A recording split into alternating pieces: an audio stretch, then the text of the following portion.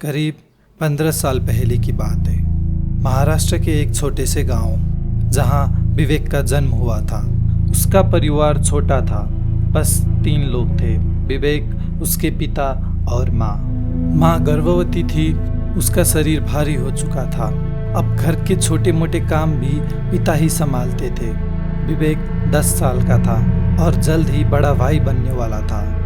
एक शाम ठीक 6 बजे के आसपास बाप बेटे दोनों बाजार से लौट रहे थे। रास्ता घर की तरफ जाता था, पर रास्ता अचानक डर में बदल गया।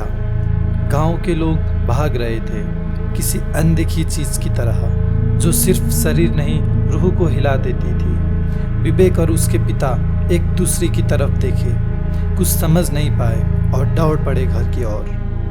हवा भारी हो चुकी थी। सामने आसमान में एक बड़ा काला धुएं का बादल उमड़ रहा था, जैसे किसी बुरे वक्त की परछाई हो। घर के बाहर भीड़ लगी थी और भीड़ के पीछे से धुएं की लपटें आग की लपटों में बदल चुकी थी।